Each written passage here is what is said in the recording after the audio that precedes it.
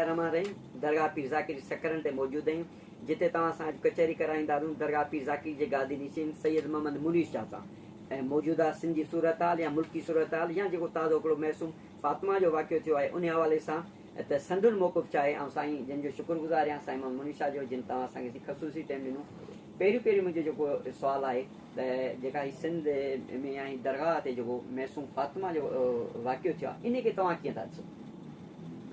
दरबारी बा असल में अहिड़ा वाक़िया माज़ीअ में बि खोड़ सारा थींदा रहिया आहिनि जिन में मासूम नियाणियुनि सां ज़्यादतियूं ऐं उहे थींदियूं रहियूं आहिनि, पर वाक़िअनि जो तसलसुल ऐं उहो त काफ़ी वक़्त खां रहे थो, पर उन में शिदत तॾहिं थी अचे जॾहिं उहे शयूं अहिड़ियुनि जायुनि ते थियनि जिथां उहे असां तवक न रखंदा हुजूं।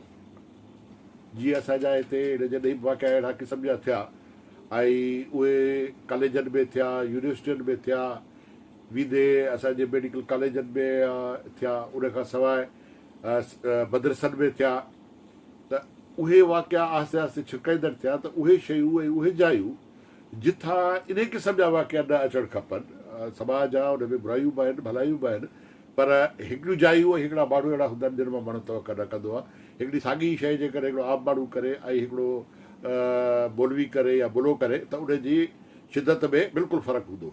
वरी जेकॾहिं उहा ई शइ साॻी हिकिड़ो पीर सैयद या गादी नशीन करे त उनजी शिदत तमामु वधीक महसूसु कई थी वञे। उनजो सबबु इहो आहे त मुआशिरे में उहे जॻहूं ऐं उहे जायूं या उहे माण्हू मोतबर सम्झा था वञनि।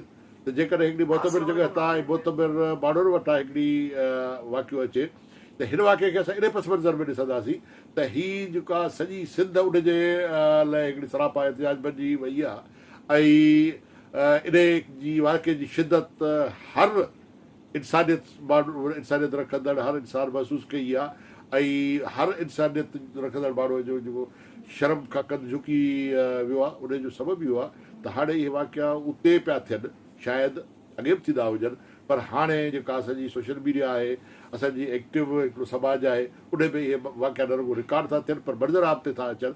उनजे करे इहा शिदत वधीक महसूसु कई वई त हाणे दरगाह ते जिथां असांजी तवका हुई ऐं तवका आहे त जिथां अमन जो, मोहबत जो, बराबरीअ जो, भाईचारे जो इहो पैगाम अचणु खपे, उतां जेकॾहिं अहिड़नि वाक़िया ज़रूर पज़ीर थियनि था ऐं ज़ाहिर था थियनि त मां सम्झां थो त उहे तमामु हिकिड़ा न रुॻो दुखदाईंदड़ पर इंतिहाई तवजो छिकाईंदड़ वाक़िया था थियनि। ऐं हीउ जेको वाक़ियो थियो आहे इन हिकिड़े सॼे समाज खे झिझोड़े छॾियो आहे।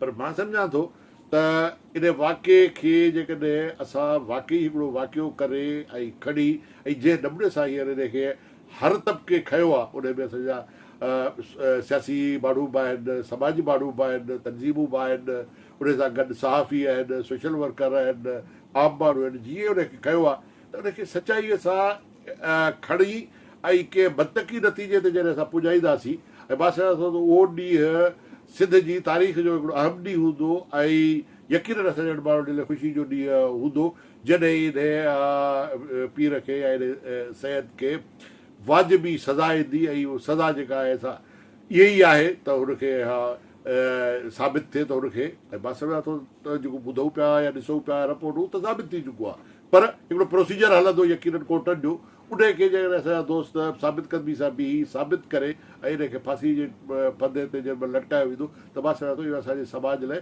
हिकिड़ो अहम मोड़ हूंदो ऐं अहम पैगाम हूंदो।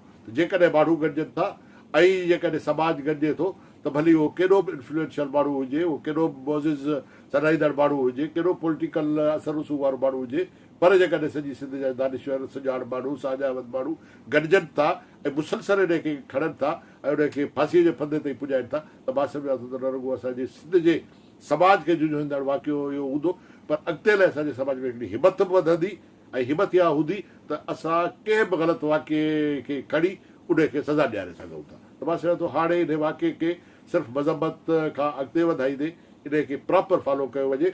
ऐं जीअं असांजे कराची में कुझु वाक़िया थिया, उन में असांजा दोस्त वकील हुआ ऐं जिन में मोहम्मद ख़ान तमामु उन्हनि सभिनी जी अॻुवाणी कई, ॿिया बि काफ़ी दोस्त हुआ, त उन्हनि केसनि खे वञी मंतकी नतीजे ते पुॼायो आहे, ग़लति केस खे ग़लति साबित कयो आहे, सही केस खे सही साबित कयो आहे, त हिन केस खे ईअं हिकिड़ा हाणे मां सम्झां थो त असांजा दोस्त जेके वकालत जे पेशे सां आहिनि उहे अॻिते वधनि, टीम ठाहिनि ऐं इनखे फॉलो कनि, छो जो ॿी धुर जी कोशिशि इहा हूंदी त इन्हनि शयुनि खे निगारो कजे। 4 महीननि खां पोइ इंतिहाई बुज़ुर्ग सां असांजे सिंध जे समाज जी ऐं माण्हुनि जी आहे 2-3 महीना हिन शयुनि खे खणंदा आहियूं। उन खां पोइ अलाह न करे वरी को अहिड़ो ॿियो वाक़ियो थियो, हीउ वाक़ियो विसरी वेंदो, वरी असांजी सॼी तवजो उन ते थींदी। कंहिं बि हिकिड़े वाक़े खे तवजो करे उनखे मंतकी नतीजे ते पुॼायो। ऐं मां चवां थो हिन खे जेकॾहिं असां मंतकी नतीजे ते पुॼायो त इहो सिंध जी तारीख़ जो हिकिड़ो अहम वाक़ियो ऐं अहम मोड़ साबित थी। सही मिसाल आहे, ही दरगाह ते पहिरियों वाक़ियो न आहे, माना अहिड़ा वाक़िया स्कूलनि ऐं मदरसनि में माना मौलनि जा जीअं मैसूं ॿार आहिनि उते बि वाक़िया त इहे थिया आहिनि, त उनखे कीअं था ॾिसो? ॾिसो न, मूं जीअं शुरूआत में ई चयो त इहे वाक़िया उनजे करे ॾुखो ईंदा आहिनि जॾहिं मदरसनि में मस्जिदनि में ऐं उन्हनि ते थियनि पिया जो उतां असांखे इहा तवका न हूंदी आहे त हितां बि अहिड़ा वाक़िया थियनि। पर जीअं मूं चयो त असांजे समाज जी हिकिड़ो जेकॾहिं पॉज़िटिव पासो आहे ऐं हाणे हिकिड़ी मीडिया जेका स्ट्रॉन्ग थी आहे, ख़ुशि सोशल मीडिया हर वक़्तु जेको आहे सो मोबाइल आहे, उतां हू पंहिंजी ॻाल्हि खे माण्हुनि ताईं पुॼाए सघे थो। उनजा काफ़ी मनफ़ी पहलू बि आहिनि, पर उनजा मुस्बित पहलू बि आहिनि, त उहा ॻाल्हि आम माण्हुनि ताईं पुॼे थी, आम माण्हू बि उन ते तबसरो थो करे। त उनजे करे अॻियूं शयूं इहे दॿिजी वेंदियूं हुयूं, हाणे दॿजनि नथियूं। पर जीअं गुज़ारिश कई, उहा मंतकी नतीजे ते जॾहिं पुॼंदी तॾहिं नतीजा ख़ैस थींदी। जेकॾहिं हिकिड़े अहिड़े माण्हूअ खे इंफ्लुएंशियल माण्हूअ खे जेकॾहिं सज़ा अचे थी त सुभाणे नंढो पीर, नंढो सैयद समाजी उन हवाले सां या मुलवी या मुल्लो उहो बि कॾहिं कंदो त जेकॾहिं अहिड़ी शइ थिए। असां वटि कानून त आहे, पर कानून खे एक्सप्लॉइट कयो थो वञे, जेको संगारो आहे, पोइ पॉलिटिकल संगारो आहे, पैसनि में संगारो आहे, उहो पजे नथो। त असां कंहिं शइ खे खणी हिकिड़े नतीजे ते पुॼायूं। मां सम्झां थो हीउ हिकिड़ो अहिड़ो वाक़ियो आहे इंतिहाई जंहिंखे नतीजे ते पुॼाइण जी ज़रूरत आहे। अच्छा, हींअर सही मिसाल आहे जेके माण्हू आहिनि अक्सर करे जेके वालदेन आहिनि उन्हनि ते फ़र्ज़ु थिए थो त तव्हां पंहिंजे मैसूम नियाणियुनि खे या पंहिंजे ॿारनि खे कंहिं अहिड़ी सुठी जॻह ते छॾियो जिते हू महफ़ूज़ हुजनि, उन में वालदेन जो बि कसूरवार आहिनि? ॾिसो, कतई मां नथो सम्झां त हिकिड़ा वालदेन इहो सोचे त हीअ ग़लति जाइ आहे उते पंहिंजे औलाद खे छॾी। को बि वालिद इहे न सोचे सघंदो या इहे न कंदो। मूं जीअं चयो त हीअ उहे जायूं हुयूं जिथे एतमाद, एतकाद ऐं मोहबत जो हिकिड़ो रिश्तो हो। हिकिड़ो पासो हुनजो इहो आहे। ॿियो पासो हुनजो इहो बि असांखे न विसारणु खपे त असां वटि जेका गुरबत आहे, असां वटि जेका पंहिंजी हिकिड़ी मुआशी जेका सूरत हाल आहे, उहा बि तव्हां हिते ॾिसंदो त हिन ई मुआशिरे में इहे बि वाक़िया थिया आहिनि त माण्हुनि पंहिंजा ॿार, औलाद, न्याणियूं ऐं ॿार, छोकिरा उहे विकिणण जे लाइ राज़ी थिया आहिनि, बल्कि विकिणिया आहिनि। त इहे ई असां वटि उन मुआशी सूरत हाल जे करे हिकिड़ा वालदेन अहिड़ा आहिनि जेके मिसाल तव्हां ॾिसंदव त 2-3-4 हज़ार ते को बि माण्हू पंहिंजे ॿार खे कोन छॾींदो त वञी हू मज़दूरी करे। पर जंहिं घराणे जे लाइ उहे 2,000, 3,000, 4,000 तमामु वॾी ॻाल्हि हुजे, उनजे खाइण पीअण में उहे कमीदा हुजनि ऐं उन्हनि जे लाइ उहो 2,000, 3,000 बसर हुजे, त उहा हिकिड़ी मजबूरी थिए थी। त हिते जिते उहा मुआशी मजबूरी बि आहे, उते इहा बि आहे त असां उन्हनि जाइनि ते उहे पंहिंजो औलाद छॾियो या जिन माइटनि छॾियो जिन में भरवसो हो त हिते असांजो औलाद सेफ ऐं सुठनि हथनि में रहंदो। पर जीअं असां ॻाल्हि शुरूआत कई त मदरसी में असांजी त इहो फारसी जो शहर आहे, त जॾहिं काबे मां कुफर निकिरे त पोइ बाक़ी छा सम्झिजे। जॾहिं अहिड़नि जाइनि तां बि इहे एतमाद टुटनि त हिकिड़ो पासो हुनजो पॉज़िटिव बि आहे त असांखे असांजे साम्हूं बुरा ऐं भला उन जी सुञाणप बि हिकिड़ी थींदी त हीउ भुलो आहे, हीउ भलो आहे। छोजो ॻाल्हियूं शयूं न भली हवेली जूं हुजनि, उहे लिकनि कोन थियूं। हाणे फ़र्क़ु इहो थियो आहे त उहे अॻे ॻोठ ताईं हूंदियूं, हाणे ॻोठनि मां निकिरी मुल्क ताईं पुॼनि थियूं। अॻे अहिड़ा वाक़िया थींदा हूंदा, इहे न आहे त को पहिरियों इहो वाक़ियो हूंदो, पर उहे शायदि पाणे ताईं पुॼंदा हुजनि या उन ॻोठ ताईं पुॼंदा हुजनि, पोइ माण्हू डप में। पर हाणे उहो डपु नथो आहे ऐं मीडिया स्ट्रॉन्ग थी आहे त उहे आम माण्हुनि ताईं पहुता आहिनि। त हाणे असांखे बुरे ऐं भले में बि तमीज़ ख़बर खपे। यकीनन सभु जेकॾहिं गादी नशीन बुरा न आहिनि त सभु सुठा बि न आहिनि। त हर सैयद ज़रूरी न आहे त सुठो बि हुजे। हू जॾहिं पंहिंजी निस्बत सां जेको तालुक़ु रखे थो, उनजी जेका इज़त आहे उन निस्बत जे करे आहे। जॾहिं हुन में उन निस्बत जी सुञाणप न आहे त माण्हू हुनखे छो इज़त ॾियनि। अच्छा जीअं ॾिसो कंहिं बि पाण प्रोसीजर वञूं था त कंहिं बि इदारे में या को माण्हू रखण लाइ छा टेस्ट थी या उस्ताद भर्ती करण लाइ टेस्ट थी या छा ईअं न थिए त कंहिं माना जी दरगाह जो गादी नशीन आहे उन जो जेको सजाद नशीन अचण वारो आहे उनजी का तरबियत थिए ऐं उन हवाले सां मिसाल आहे त जीअं आई ताईं को वाक़ियो न थिए त उनखे माना उनखे कीअं था सम्झो था? बिल्कुलु दुरुस्त था चओ। उन में सिर्फ़ु इहो आहे त तरबियत लाइ को इदारो नथो क़ाइमु करे सघिजे या को उसूल नथो क़ाइमु करे सघे। इहो जेके दरगाहनि जा जेके सजाद नशीन हुआ, दरगाहनि जा जेके मालिक हुआ, उहे ई पंहिंजे घर में उन्हनि जी तरबियत थींदी हुई। उन्हनि जे मिसाल जेकॾहिं कंहिं बि तरबियत वरिती आहे कंहिं बि, त उहो पंहिंजे वालदेन खे ॾिसी करे वठंदो। हींअर जीअं मूं चयो त सॼे समाज जो जेको हिकिड़ो ज़वालु आयो आहे त उन में उन सिलसिले में बि ज़वालु आयो आहे। जॾहिं असां पंहिंजे वॾनि खे उहे कमु कंदे ॾिसंदासीं जेके दुरुस्त ऐं जाइज़ आहिनि, त सुभाणे जॾहिं असां पंहिंजा वॾा थींदासीं, असां उन्हनि जाइनि ते ईंदासीं त असां बि उहो ई कमु कंदासीं। इहा हिकिड़ी समाज जी इनतात ऐं समाज जी ज़वाल जी निशानी आहे। त उन्हनि जी अॻे उन्हनि जा जेके घर जा वॾा हूंदा हुआ, जेके घर जा सजादा नशीन हूंदा हुआ, उहे पंहिंजे वली हंधि न रुॻो पर पंहिंजे पूरे औलाद जी तरबियत कंदा हुआ। ऐं तव्हां ॾिसंदो त उहे उन ई कैलेबर जा हूंदा हुआ जंहिंजा हाणे इहो थियो आहे त उहे जेके गाॾियूं या उहे इन खां वधीक जो उतां का शइ निकिरे, उहे सिर्फ़ु पंहिंजे समाजी हैसियत ऐं सियासी हैसियत जे करे वधियूं आहिनि। उनजे करे उन्हनि जी उहा घर में तरबियत नथी थिए, तरबियत घर में थिए थी। औलाद जी तरबियत, ॿार जी तरबियत, ऐं हिकिड़ो अहिड़ो औलाद जेको सुभाणे के मंज़िल ते पुॼणो आहे, के हिकिड़े गादीअ ते वेहणो आहे या के हिकिड़े मनसब ते वेहणो आहे, त उनजी पहिरीं तरबियत जेका आहे घर में थिए थी। ऐं उहा ई तरबियत आहे जेका कारगर साबित थी सघे थी। अच्छा साईं, अक्सर करे दरगाहुनि ते माना खोड़ जेके दरगाहूं आहिनि उन्हनि ते ॻाइण वॼाइण थिए थो। अच्छा चंद जेके दरगाहूं आहिनि जंहिंमें तव्हांजी बि दरगाह शामिलु आहे त उन ते ज़िक्र थिए थो, उनखे कीअं था ॾिसो? असांजे तसव्वुफ़ जे सिलसिलनि में जेके मुख़्तलिफ़ सिलसिला आहिनि, जेके मशहूरु त 4-5 आहिनि। क़ादरी सिलसिलो आहे, नक्शबंदी, सोहरवर्दी, चिश्तिया, ऐं उन खां अलावा ॿिया खोड़ सारा आहिनि। त उन्हनि में किन सूफ़े किराम इहो सम्झो त हीअ जेको असांजी ज़िक्र आहे, इहे ई हिकिड़ी तरबियत जी ऐं माण्हुनि खे रुहानियत ॾे राग़िब करण लाइ हिकिड़ो सॾु आहे या हिकिड़ी तरबियत आहे। हिकिड़नि बर सग़ीर जे जॾहिं तसव्वुफ़ आयो त बर सग़ीर जे माण्हुनि जे मिज़ाज खे ज़हन में रखंदे उन्हनि सम्झो त राग जे वसीले, सुर जे वसीले, उन्हनि जे ज़रिए कमु उन्हनि जो बि इहो ई हो त उनखे उहो अलाह जे तरफ़, रुहानियत जे तरफ़ राग़िब कनि। त हिकिड़नि उनखे सम्झो जीअं असांजा सूफ़े किराम आहिनि, सिंध जा सभई सूफ़े किराम आहिनि, जिन उहा तक़रीरूं कोन कयूं, किताब कोन लिखिया, पर हुननि शाइरी जे ज़रिए पंहिंजो पैगाम माण्हुनि ताईं पुॼायो। ऐं हुननि इहो बहितर सम्झो त इहो शाइरी जो पैगाम माण्हुनि ताईं जंहिं महिल सुर में पुॼंदो त उहो वधीक असरअंदाज़ थींदो। उनजे करे हिकिड़ियूं दरगाहूं आहिनि जिथे राग जे वसीले उहो पैगाम पुॼायो थो वञे। हिकिड़ा सम्झनि था त उहो पंहिंजे मसलक जे हवाले सां त उहो ज़िक्र अज़कार जे ज़रिए पुॼायो वञे थो। पासे थो इन में का एॾी वॾी फ़र्क़ु या डिफरेंस कोन्हे। अच्छा अक्सर करे दरगाहुनि ते ॾनु ॾिनो थो वञे, उनखे कीअं था ॾिसो? ॾनु लफ़्ज़ ॾाढो हिकिड़ो बोझल बुरो लफ़्ज़ आहे। ॾनु भाई लॻे थो त उहे शइ जे तव्हांखे त इम्पोज़ कई वञे।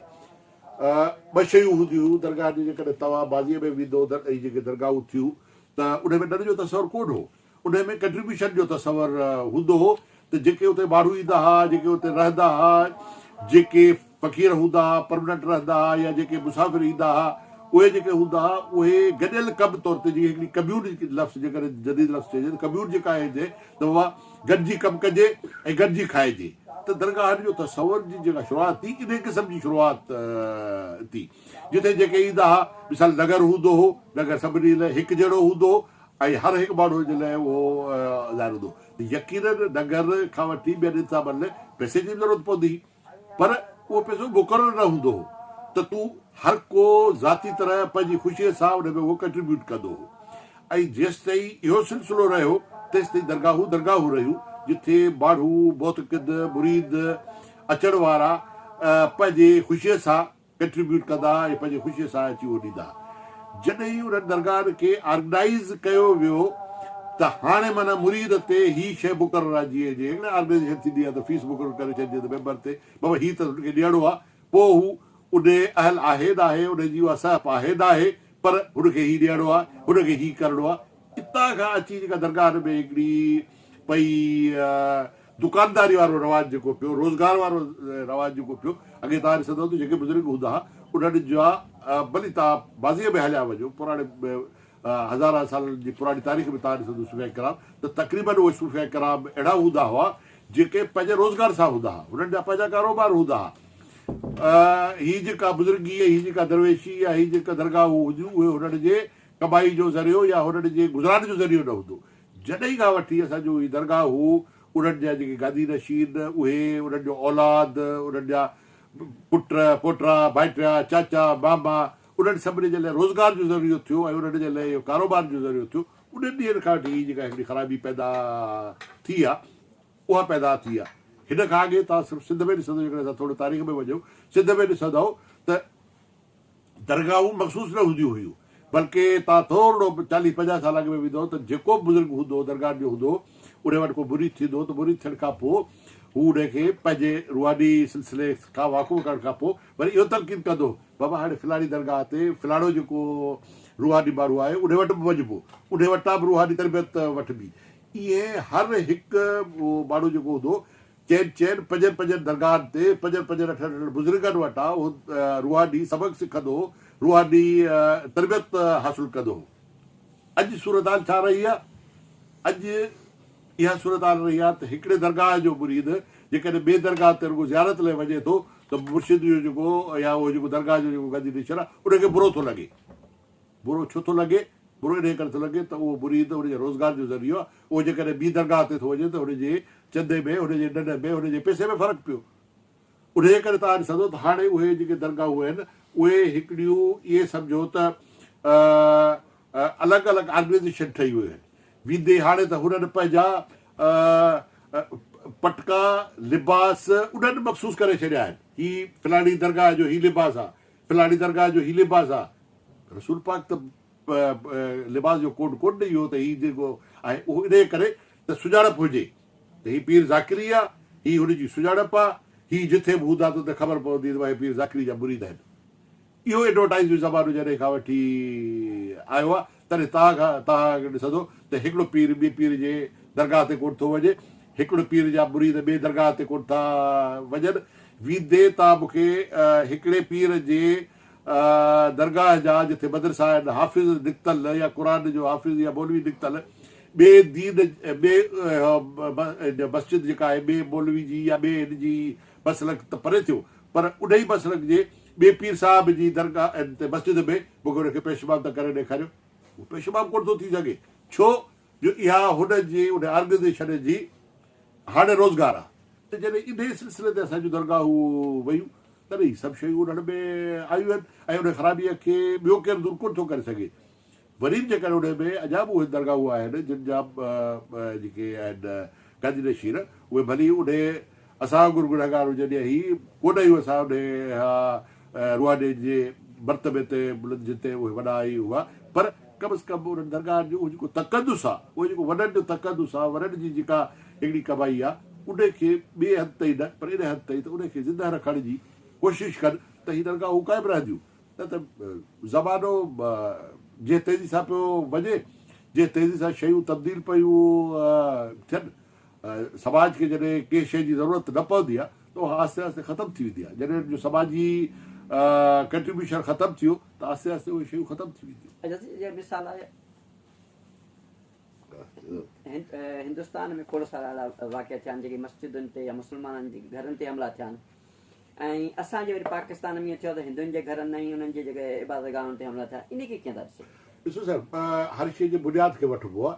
जॾहिं को बि मज़हब मुंहिंजी जेका बि मुंहिंजो थोरो घणो मुतालियो आहे, मां हिकिड़ो शागिर्द जे हिसे सां तव्हांखे ॿुधायां थो, को बि मज़हब उन में असांजा जेके इब्राहिमी मज़हब हुजनि, ईसाई, क्रिश्चन, पंहिंजो यहूदी, मुस्लमान इहे हुजनि या जेके सामी मज़हब आहिनि, हिंदू हू सॼा, को बि मज़हब अहिड़ो कोन्हे जंहिं बुराई जी तबलीग कई हुजे, जंहिं ग़लति ॻाल्हियूं कई हुजनि, उन सदाईं इख़लाक़ी तरबियत कई आहे। बसर तॾहिं पैदा थियो त जॾहिं उहे मज़हब उन जा जेके अॻिते हली जेके पोइ लॻ अचनि था उन्हनि मज़हबनि खे पंहिंजे हुकूमतनि लाइ, पंहिंजे सियासत लाइ इस्तेमालु था कनि, उतां अची हिकिड़ी ख़राबी पैदा थिए थी।